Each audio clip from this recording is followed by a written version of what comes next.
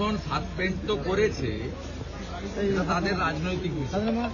উনি অনেকবার সাসপেন্ড হয়েছেন, অনেক দল ছেড়েছেন, অনেক দলে এসেছেন। আমি আজকে বলবো যে বাবরি মসজিদের নামে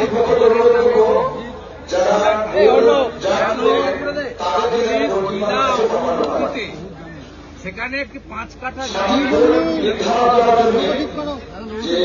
কারণ এখনো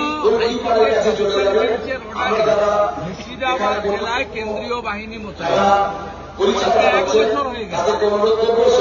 আমাদের মসজিদ নিয়ে কোনো আপত্তি নেই, 1000টা বানান, ধর্ম পালন করুন, কিন্তু বাবরের নাম নিয়ে আমাদের আপত্তি আছে।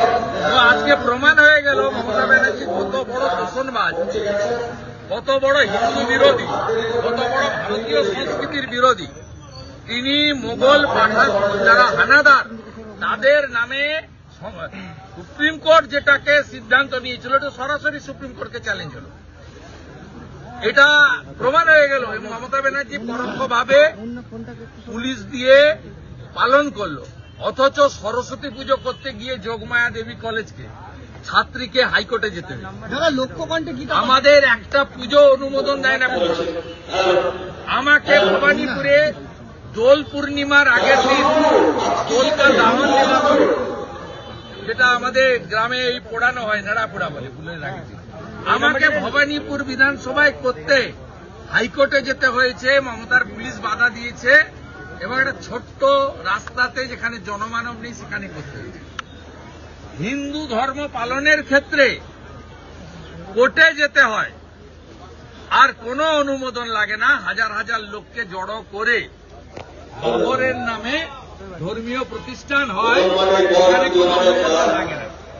পশ্চিমবাংলার হিন্দুরা যদি ঐক্যবদ্ধ হয়ে মমতা ব্যানার্জিকে না সরান, তাহলে অনেক এলাকার নাম আগামী দিনে ঔরঙ্গজেবের নামে করবে, শাহজাহানের নামে করবে, হুমায়ুনের নামে করবে, বাবরের নামে করবে, আকবরের নামে করবে। তাই হিন্দুরা আজকে বেলডাঙ্গার ঘটনা দেখে শিক্ষা নিন। মোগলরা এখানে এসেছিল আমার মা বোনের ইজ্জত নেওয়ার জন্য, মোগলরা এখানে এসেছিল হিন্দুদের আদিবাসীদের ধর্ম জোর করে পরিবর্তন করার জন্য, মোগলরা এখানে এসেছিল ফৈজাবাদে রাম জন্মভূমি সোমনাথ মন্দিরকে দখল করার জন্য, মোগলরা এখানে এসেছিল লক্ষ লক্ষ সনাতনীকে হিন্দু